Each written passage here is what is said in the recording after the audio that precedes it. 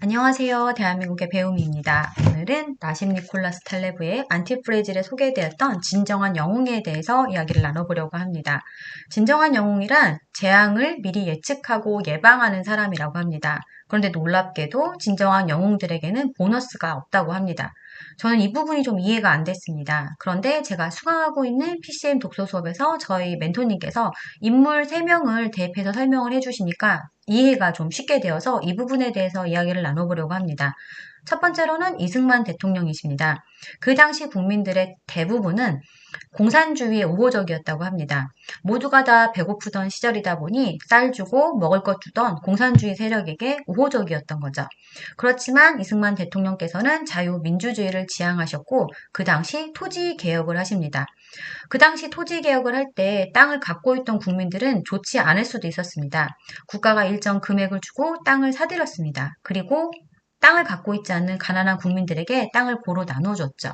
그러면 국민들은 난생 처음으로 내가 농사 지을 수 있는, 내가 지키고 싶은 땅을 갖게 됐습니다. 그리고 미래를 내다보고 미국과 상호방위 조약을 맺음으로써 북한이 훗날 남한에게 위험이 되지 않도록 안전장치를 마련하셨습니다. 덕분에 70년 동안 북한과 전쟁 없이 미국의 도움으로 우리가 평화롭게 살아올 수 있었던 것이죠. 두 번째로는 박정희 대통령이십니다. 그 당시 우리 국민들은 배고픔에 시달리고 있었습니다. 주요 사업은 농사였겠죠. 농사 지을 땅도 없다고 생각하는 시대였는데 갑자기 고속도로를 건설하겠다고 추진하셨습니다. 당연히 반대 세력이 있었겠죠. 그렇지만 박정희 대통령께서는 미래를 내다보시고 고속도로를 건설하십니다. 반대 세력이 많다 보니까 아마도 원하는 만큼 건설을 못하셨을 수도 있습니다. 때문에 고속도로 양옆을 남겨두도록 하십니다. 이것도 미래를 내다보신 거죠. 지금 우리 어떤가요, 여러분? 대한민국의 산업, 물류, 그리고 생활의 기반이 된 고속도로를 갖추게 되었습니다. 그리고 세 번째로는 윤석열 대통령이십니다. 여러분, 저는 몰랐습니다. 얼마나 많은 반국가 세력이 대한민국에 있는지, 그리고 간첩들이 얼마나 많은지, 북한에서의 간첩뿐만이 아니라 중국에서의 간첩이 얼마나 많은지, 그리고 그들이 잡힌다고 하더라도 그들을 처벌할 수 있는 법조차 없는지 이 또한 몰랐습니다.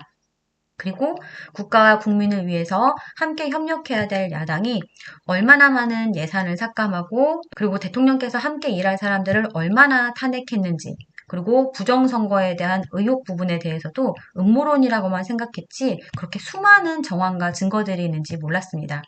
대통령께서는 이런 부분들을 국민들에게 알리고자 호소하고자 123 계엄령을 선포하셨습니다. 결과로 2030을 포함해서 정말 수많은 국민들이 깨어났습니다만 대통령께서는 많은 국민들을 깨우셨습니다만 탄핵이라는 대가를 치를 수밖에 없었습니다. 이처럼 진정한 영웅들은 역사 속에서도 알 수 있지만 그 당시 오해를 불러일으키기도 하고 비난과 비판을 받기도 합니다.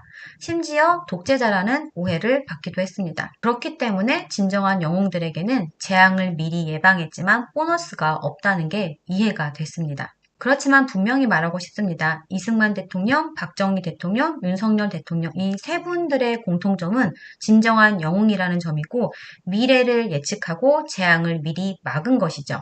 진정한 영웅들이신 이승만 대통령, 박정희 대통령, 윤석열 대통령에게 다시 한번 깊은 감사의 마음을 가졌고요. 제가 누리고 있는 자유와 민주주의에 대해서 다시 한번 소중함을 느꼈습니다. 오늘은 여기까지고요. 감사합니다.